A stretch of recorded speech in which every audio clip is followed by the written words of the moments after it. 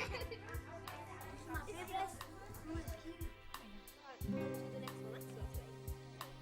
could have our face paints.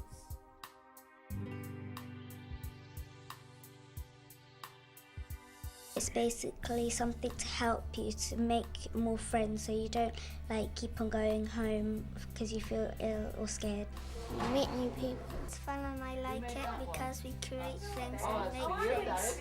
A way of supporting children who perhaps aren't coping very well with school life, find it difficult to make friends. It allows children to grow and it gives them self-esteem and the confidence to progress in life academically and socially.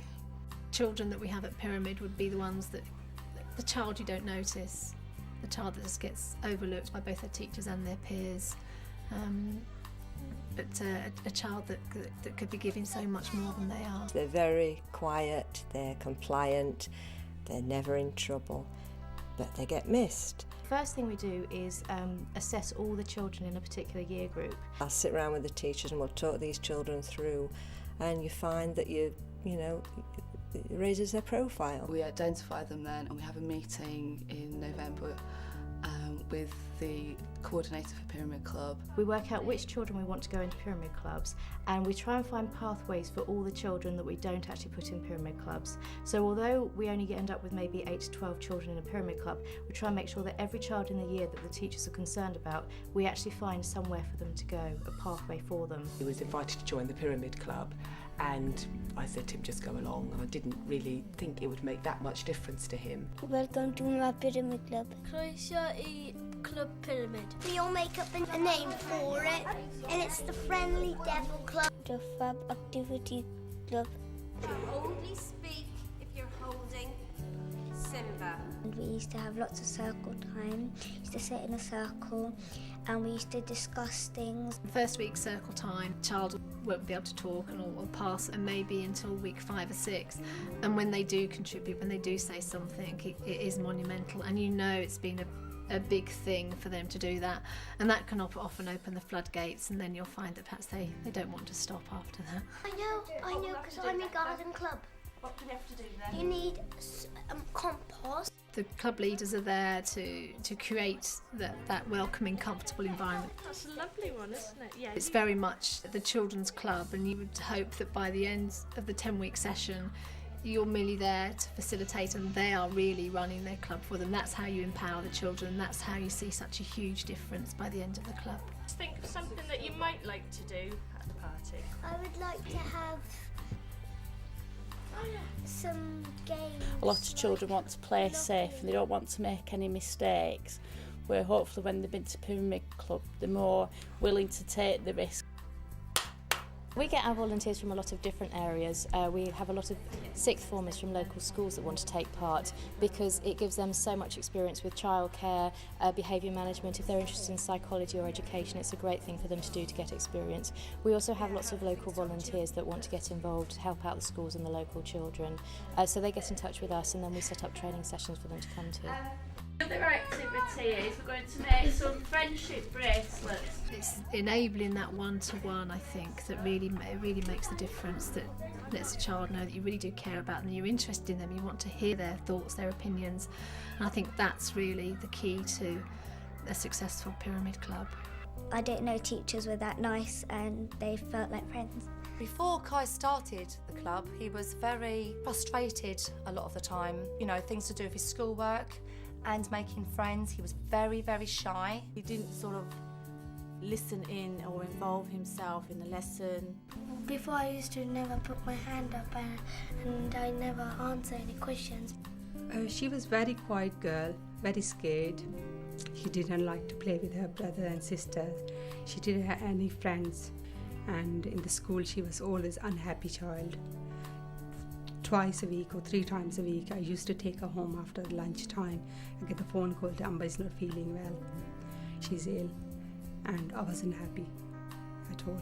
He's always been struggling to catch up with his brother. Or should I make it bigger? A little. He's really opened up. So I'm pleased, from me being very dubious, I'm now really pleased that he's been given the chance to come. I think it's helped him in his classwork as well, because he's coming home now with certificates of excellence every week, which he didn't have before. His confidence is growing. He does a lot of things at home as well, rather than just sit down and watch TV, which he used to do at the beginning. He's more active. She wasn't panicking the way she used to do before, or be quiet and shy. Now I think she's built a lot of confidence. It's a brilliant idea. It helps him in every way. Hearing him talking all about the garden club and the things he likes about the club has just been almost too much.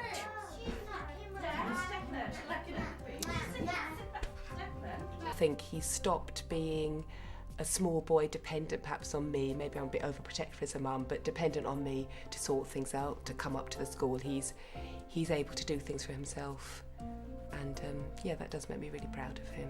It's really rewarding, you know, seeing the children. They do sort of develop as they go through. Just 10 weeks, you wouldn't think they would, and I'm quite involved with the school anyway, so you can see them when they've come through the club a couple of years later and how they really enjoyed it. Yeah. No, darling, it's not an onion. It's a bulb. And we all like it, and we'll be very sad when it's gone. It is sad, but we're quite lucky because we stand at the school gate every night to pick our own children up, and everyone runs past and says hello, so that's quite nice as well. We'll still see them, so that'd be nice. Yeah, it's been good fun. Haven't we, Kellen? Yeah. Out of 1 to 10, I'm probably happier 10, and before Pyramid Club I was probably 1. It's quite a lot of difference, yes. I'm glad she went to the Pyramid Club. Changed her life, changed my life as well. After Pyramid Club I had lots of friends, and I go to much more clubs and a part of the school. He's just made a lot more friends and come out of his shell through it, and if it wasn't for Pyramid Club I don't know where we would have been. Oh, they look great. I like that one. Pyramid has transformed the lives of so many children in our school. The fact that children would have difficulty putting their hand up in class and yet can address a whole hall full of children, having been inspired by that confidence through a Pyramid Club. I think it's a great gift for the children.